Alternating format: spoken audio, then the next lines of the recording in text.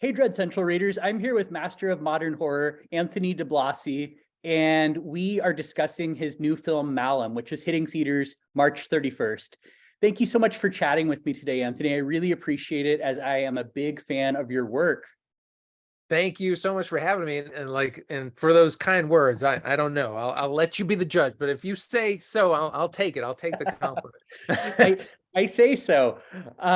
So Anthony, what led you to want to remake Last Shift? I will say that for me, it's pretty damn close to perfect. And so, we always say don't mess with perfection, but having seen Malum, I will say that, it seems like you thought there was more story to tell, but I'm curious to hear, from your perspective, what led you to want to remake it? And, how did you get the idea? Was it your idea? Were you approached by Welcome Villain originally? How did that transpire, and what made you want to do it? Yeah, I was introduced to Luc LeBeau when they just formed Welcome Villain, and he brought up this topic. He was like, well, like, how would you feel about revisiting that world of Last Shift again? And I was definitely, I loved Last Shift. I loved making Last Shift, and so I was intrigued for sure.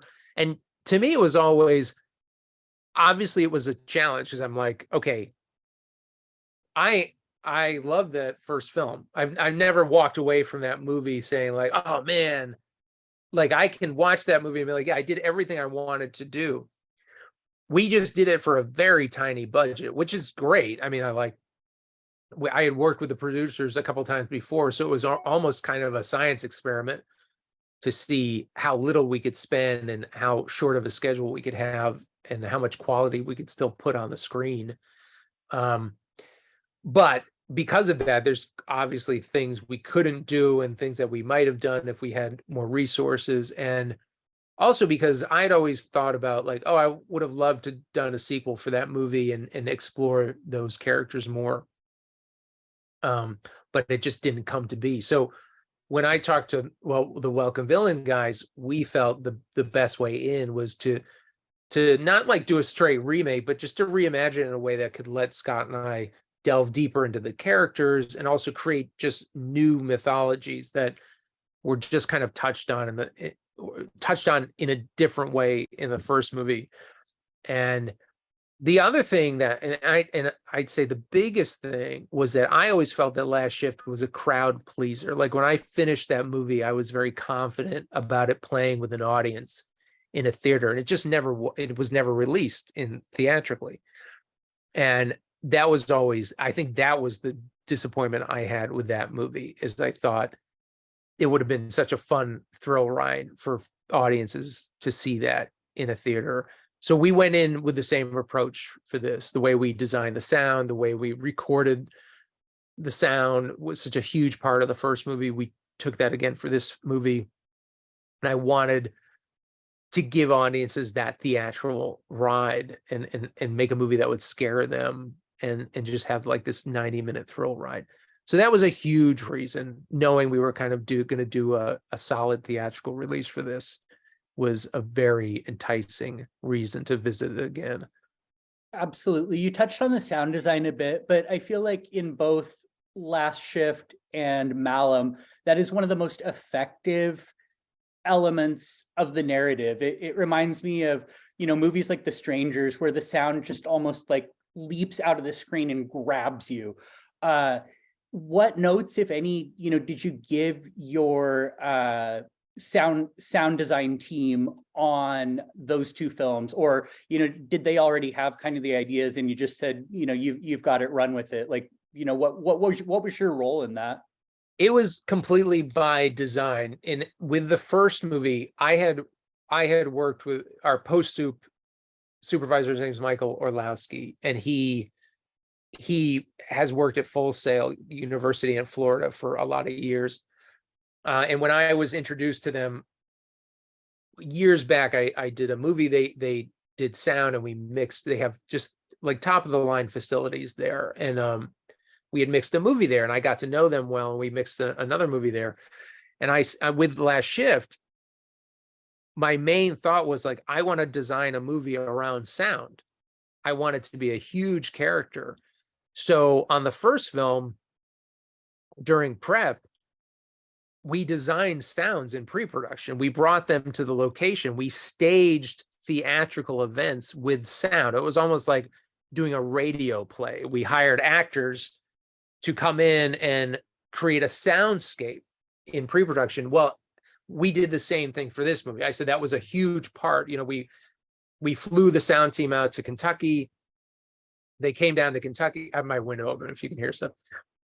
They came down to Kentucky. Pause.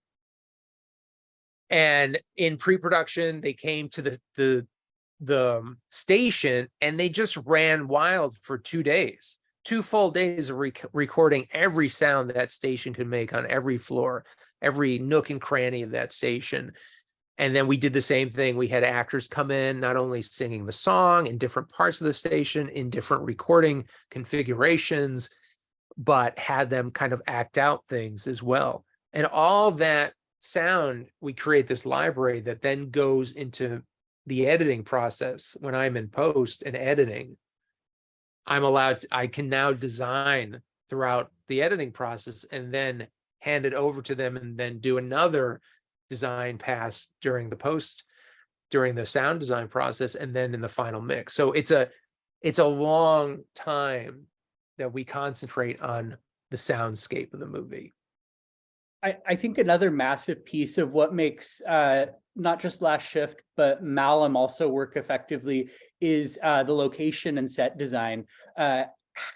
You really knocked it out of the park, I think, in both films with that piece. How did you find the locations that served as the abandoned stations for those films? In both movies, they are abandoned police stations, and Really? yeah, as a filmmaker, that's the easiest thing I could do. Right? Is like, well, I don't want to fake it.